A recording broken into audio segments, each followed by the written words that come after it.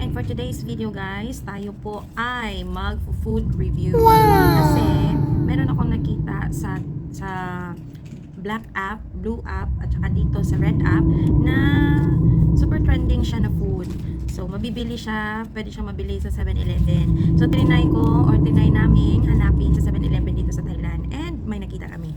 So, ito po pala ay ang Dubai Chewy Cookie. Yan. So, mabibili po ito, binili po namin ito sa 7-Eleven dito sa Thailand. And, yung isa po nito ay 39 baht, naghahalagang 39 baht. Yes. Medyo may kamahalan, 39 baht, tapos konti lang, oh. Okay, so try natin. Tingnan natin kung bakit ba siya trending. Ayan, masarap daw eh. May iba-iba akong videos na nakita. May iba na okay lang daw ang lasa, may iba naman na sarap na sarap. Okay, so tikman na natin. Let's go! This is by April's Bakery. Easy Sweet Gold Selection Dubai Chewy Cookie. Let's eat guys. So actually, ano siya? Tingnan nyo. Parang natumba siya. Ayan. Ano kaya yung lasa nito? Okay. I can smell the cocoa powder. To be honest, I can smell the cocoa powder. Ayan. So try natin siya. Ipatong dito sa ano. Wait lang. Ayan. So, hindi pa din siya kita. So anyway, kukunin natin siya sa lalagyanan. Hindi na makuha itong itong paper cup. Ayan, so kunin na lang natin siya dito. Ayan. So ito siya, siya cupcake. Kasi nga nilagay siya sa cupcake na ng molder. Ayan, so tingnan natin at tikman natin kung gaano ba talaga siya kasarap. In 3, 2, 1. Super crunchy. Dahil dito. Ito yung naman. Yan yung pistachio ata. Actually, yung matamis lang is yung nasa loob. Itong color green.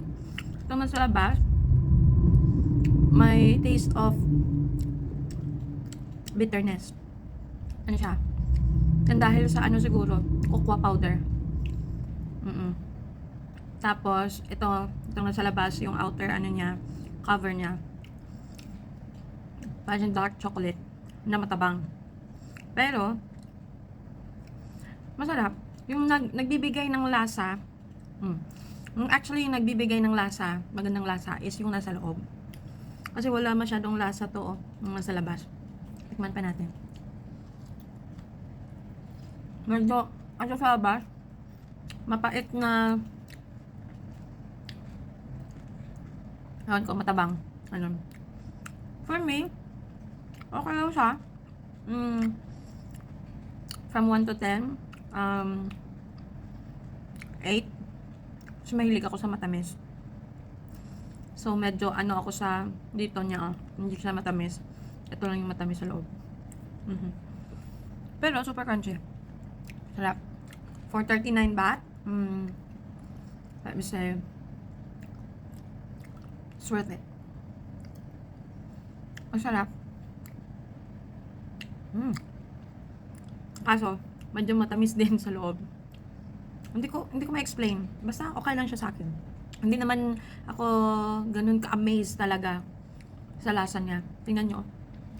May bakas ng mga cocoa. Hindi ako ganun ka-amaze. Pero, okay lang. Sakto lang. Masarap. Hindi siya pwede everyday na snack. Yan.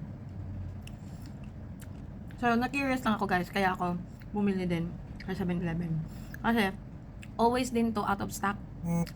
I mean, nilagay nila ngayon, display nila ngayon. Parang kinagabihan or pagkahapon, wala na. Pagdating ko doon, wala na. Naghanap kami sa ibang 7-Eleven. Yun, meron doon. So, konti nang natira. Paubos na din. So, that's it for our vlog, guys. I hope you like my video. Please like and subscribe. And see you guys in my next video. Bye-bye! the Dubai Chewy Chocolate. Thumbs up. Bye everyone. Sawadee ka.